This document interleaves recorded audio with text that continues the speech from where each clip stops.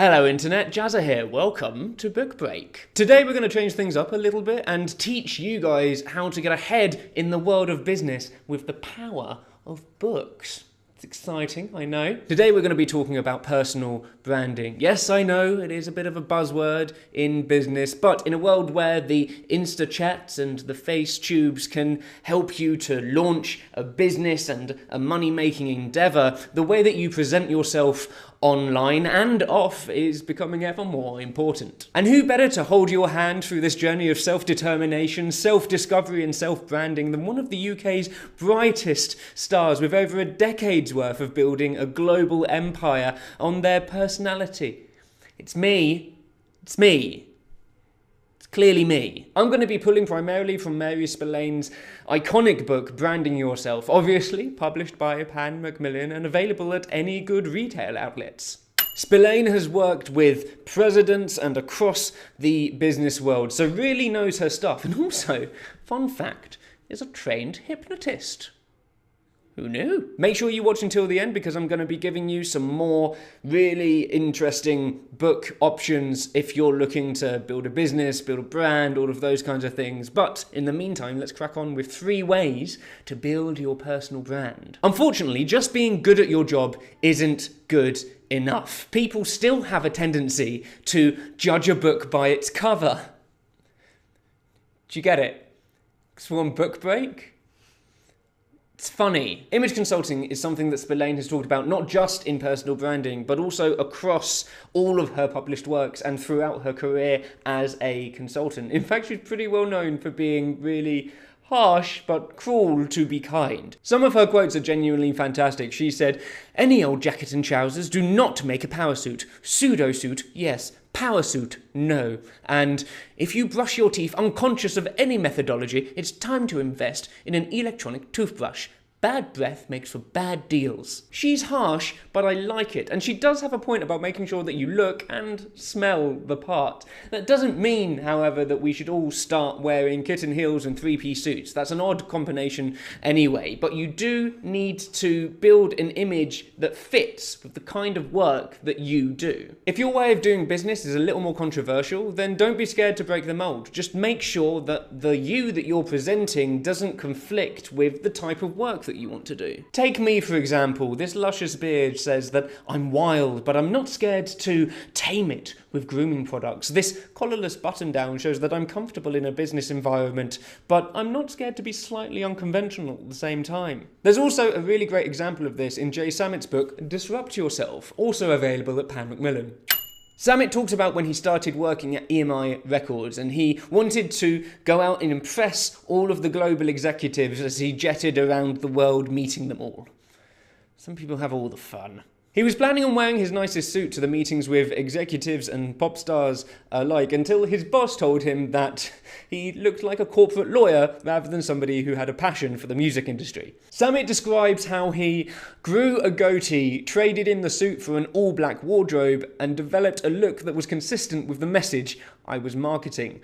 I just really love the idea of him going into a dressing room with a full suit on and then coming out looking like a jazz musician. Our second point on how to build your own personal brand is knowing your value. Whatever you're doing now, whether you are at university or school, whether you're doing your dream job or just doing something that pays the bills, you're accruing skills that are going to be valuable and transferable outside of the work that you're doing now. Samit also talks about this in his book, where he says that people working in the record industry were able to transfer their skills onto other projects. They could do stuff like everything from a band's image branding to generating buzz and media to getting on the shelves, point of sale marketing.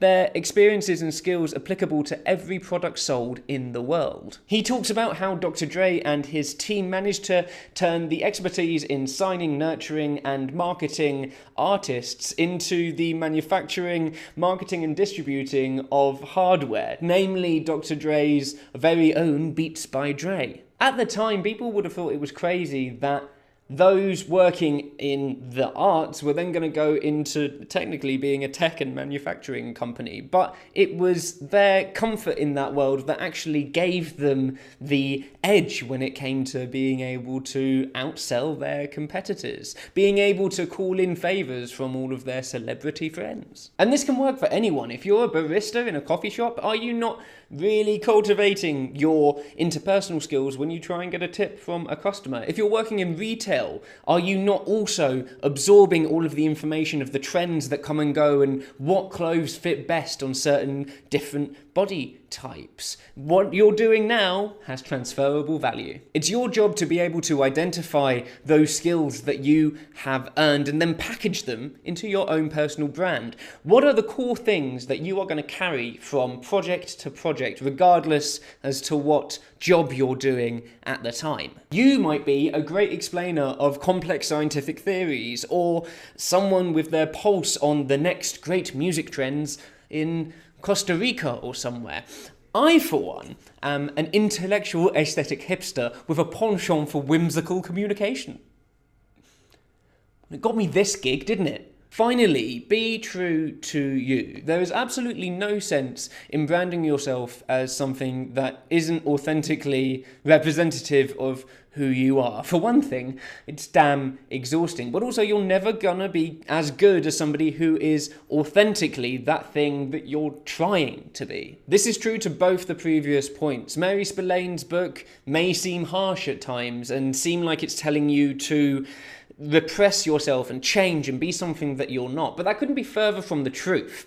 Spillane is simply telling you to enhance the you that is most relevant for that time, place, and situation. Building your own personal brand goes beyond just posting stuff on social media. It's how to pitch yourself in business. And hopefully this video has given you a bit of a springboard into thinking about what it is that you can present as your personal brand and how to do that. If you're interested in reading some more books about how to get ahead in business, then I would like to recommend you Kim Scott's Radical Candor. She used to work at Google, so you know she's good. But basically, she tells you in this book how to get stuff done in a zero BS kind of way without the rest of your co-workers thinking that you're an asshole, essentially. Also, why not give Chris Guillebeau's Born for This a go? He helps you in this book figure out what it is that is what you're born for, hence the name of the book. We also sat down with Chris to talk about how to build a business and how he has built a business. You can also find that on this channel, and hopefully there'll be annotations here. Also, you can subscribe to this channel. It's very good. And you can find me at Jazza John. I'm brilliant. Right, see you guys.